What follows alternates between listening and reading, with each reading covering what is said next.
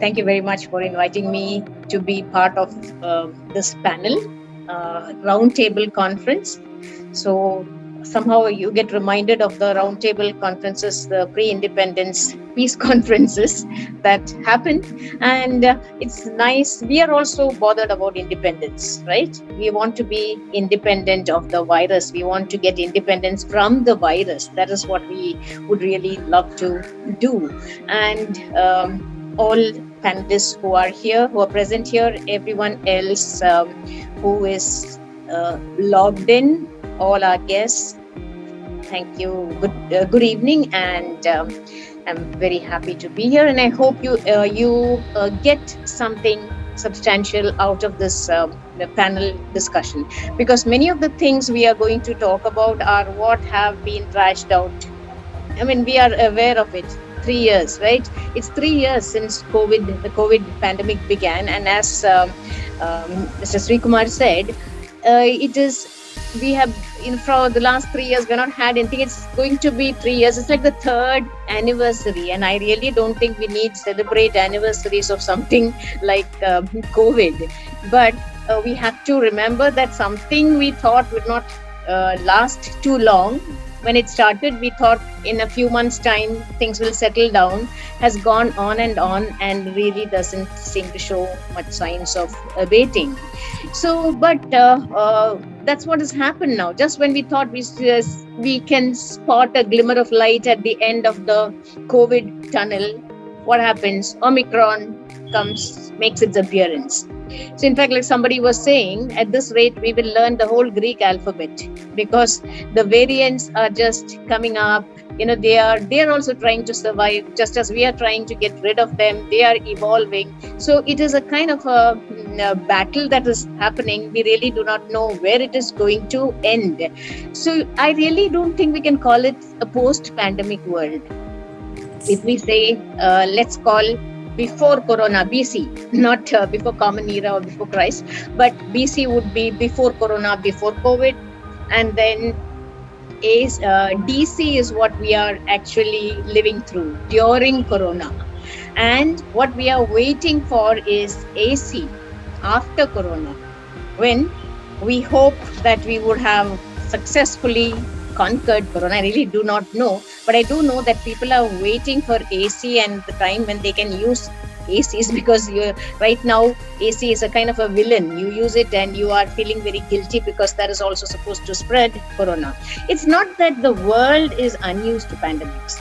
The plague was there, plaguing us all the time, so many times in the past. If you look at history, you have the plague, you have the Spanish flu, you have smallpox, you have any number of epidemics that had come and tortured the world. But what really took COVID-19 to another level is the scale of infections and the speed with which the disease spread to every nook and corner of the world.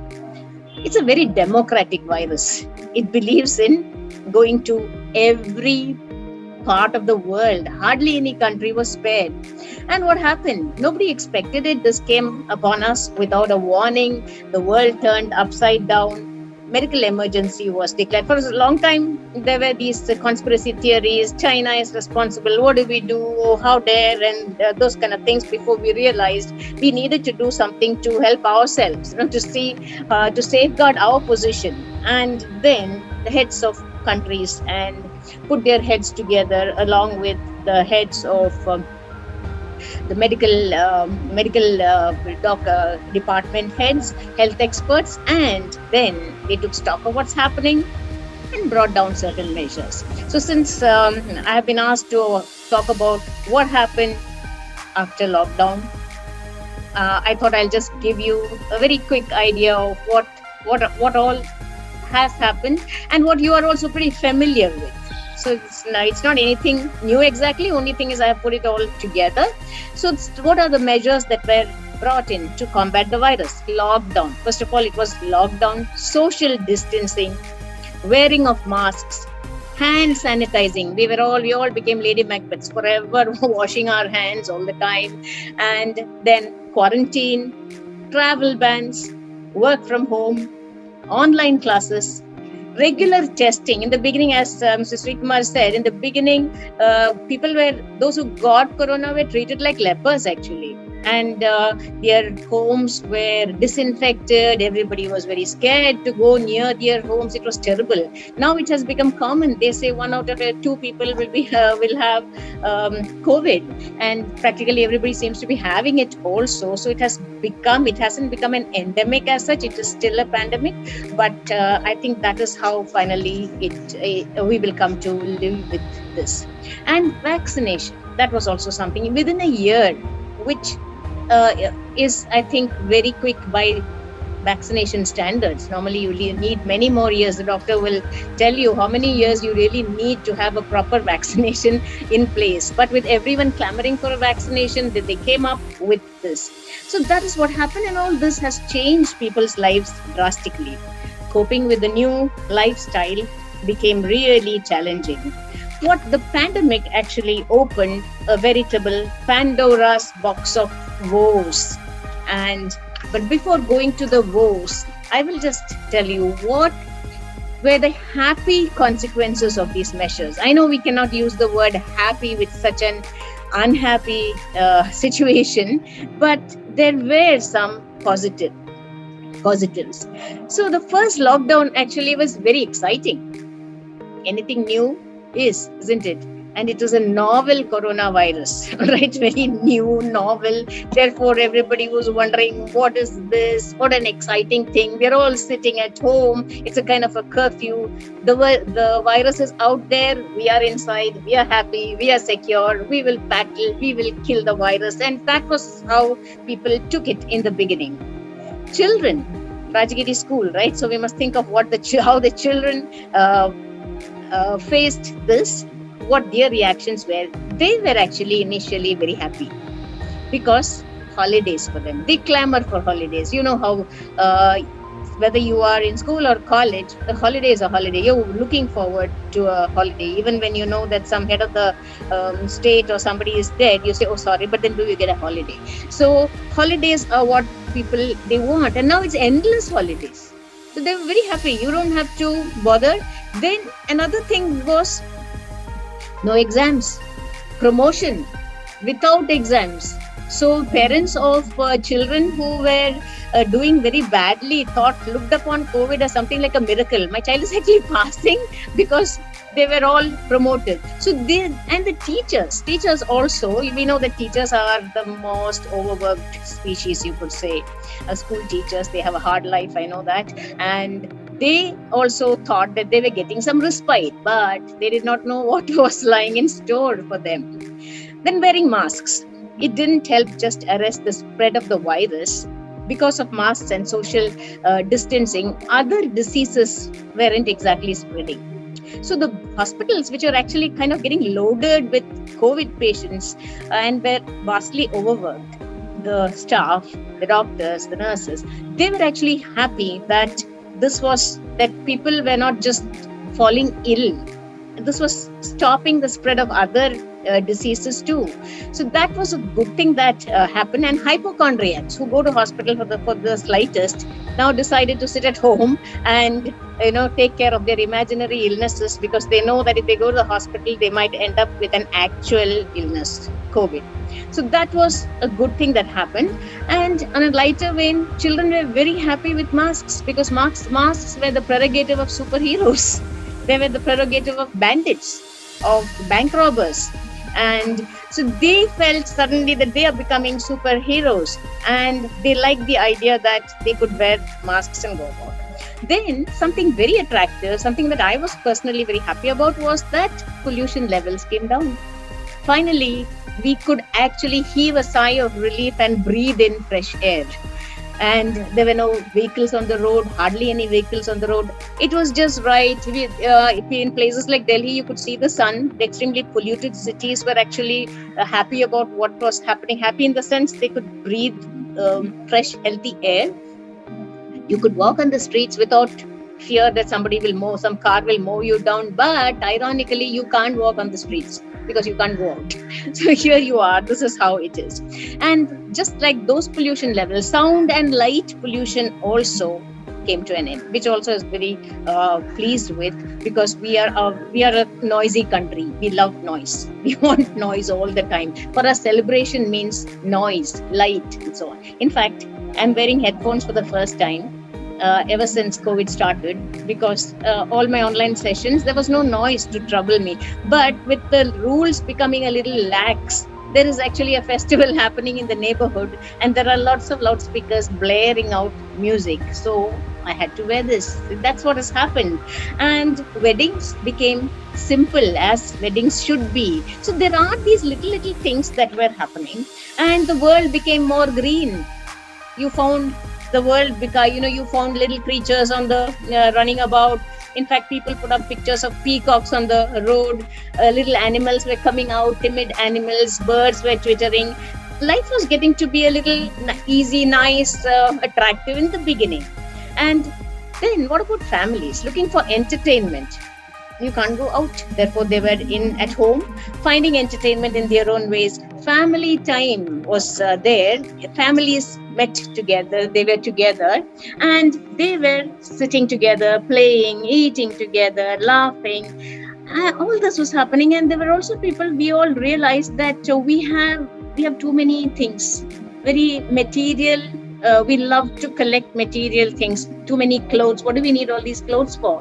In fact, someone said tongue-in-cheek that lipstick is the most endangered commodity, because when you're wearing a mask, what is the need for lipstick? Anyway, but everybody, along with all this, what happened was people became antisocial, very suspicious. As I don't know, you must be familiar with Samuel Beckett's Waiting for Godot, where Godot says, nothing happens, no one comes, no one goes, it's awful. That was what happened. And the screen became the refuge, the phone became God. Everything was through the phone, getting food, ordering, doing work, everything was happening using the phone. Now, the worst results, so coming to how things changed, the very, very sad consequence of lockdown was the loss of jobs. So many people just lost jobs. Small businesses just were closed, and we saw the situation of the migrants. Very pathetic, very, very sad. Economy was badly hit. Economy was already badly hit, but this made it really, nosedive. And recently, very recently, it is still continuing, because recently I read a report in India Today about a luxury bus operator in Kerala, who is actually selling his fleet of buses as scrap metal for 45 rupees a kilo, because he's gone broke and nobody wants his buses. What does he do with all this? He's selling them as scrap material. Nothing can be. This is how bad things have become. Now, when you come to, since it is a school, the teachers and students, online classes, bringing out their own problems. And I'm sure the teacher, the principal who is here, vice principal, and the students, they will come up with specific problems that they have, that they encounter because of COVID and online classes. But I saw a beautiful picture that was sent to me, which tells you what online classes are all about. It's about a little, the picture is a little, there is a bench. At one end of the bench, there is an elderly lady sitting there in front of a laptop, very studious, and she is taking down notes. She is looking into the laptop, taking down notes, and on the side, the other side of the bench is the little boy who is supposed to be sitting with her and taking down notes or listening to his teacher, who is upside down, who's got his hands down on the floor, and he is doing his own thing. So it is actually the older people who are the parents who are sitting and learning, and the child is everywhere. For children, it's very nice. Don't use mic, don't use video, very nice. We'll just disappear. Let the teacher go on saying what she wants to say. And it became a very difficult time. Teachers found it extremely difficult. Children found it difficult because of lack of connectivity and those kind of issues. Deprived children had a very difficult time. They need smartphones for this. How do they cope? So many different problems. And then what happened was, with everyone working from home, as Mr. Srikumar said, relationships, families which were happy to be together finally found that they were getting on each other's nerves. They found they were all together physically, but actually they were not together. They were all each with their devices, if they have them, doing their own thing, and so much to do that the things became really, really difficult. And you found people falling into depression. Now, here I'm not talking about people who are actually suffering from COVID and who had a lot of problems. That is the other side, which is terrible, because in every family, we have lost people. I lost 11 relatives due to COVID. All around the time of the second wave. So those kind of tragic things were happening. But here we're talking about, I don't want to dwell on that, but just talking about how things have become so difficult, what kind of psychological problems are there, and so on. So I'll just tell you quickly, there was a survey that was conducted to find out what people are looking forward to post-pandemic, right? That means this is what they are deprived of. So what do they want post-pandemic, right? So I'll just tell you what the survey showed. One, socializing. This is what they were not getting. They're not able to socialize. Going out. You want to go out and meet friends, be with people. Second, seeing loved ones, which is more or less like socializing, but different, because you want to see family, people you want to meet. Third, eating out. People were missing that, because it was eating in. You're ordering in. You're not going out. Going out and eating is a different thing. Celebration of festivals, functions like weddings. Weddings were toned down, and I told you it was a good thing, but people actually missed big weddings where they would sing, dance, music, so on. Travel. They want to travel without having to. Now when you can travel also, there are a lot of formalities. Sporting events, you want to go and watch matches, because what's the point when you see cricket being played without anybody watching? It's terrible. You want to be there in the center of what's happening. Then the outdoors. You miss going outdoors, to the beach, to the park, just go to the mountains, enjoy yourself by the river, all that. Not possible. Now it's getting to be possible. Pampering. They want beauty therapy, want to go to beauty parlors, want to have haircuts. There were people who were clamoring to have their hair cut. So there were so many of these little problems that were there. Then there is one very interesting group, no change. They don't want changes. They're very happy with how things are. They like to be alone. There are people who like to be at home, reading, watching Netflix, playing video games. Then there is the next is retail therapy. People who like to go when they feel very upset, they want to go and spend money. That's also not possible. Shopping not there. And finally, there is this kangaroo case. You must have, and the doctor will know what it means. It is that the mother, this is a concept when the child is born, where there is a physical bonding between the mother and child, skin to skin association. And what it means is you want to touch people, you want to hug people, you want to shake hands with people. All that people are craving to do. It wasn't possible. It still isn't quite possible. So you want actual contact with people. So this is what COVID has changed. So now when we go, it will be very difficult. Can you Finish. Yeah. I'm just winding up. Okay. Yeah. So what I want to wind up is looking at what hasn't changed. And basic human needs haven't changed. Our desire for decent lives, livelihood, education, outdoor activities, cultural activities.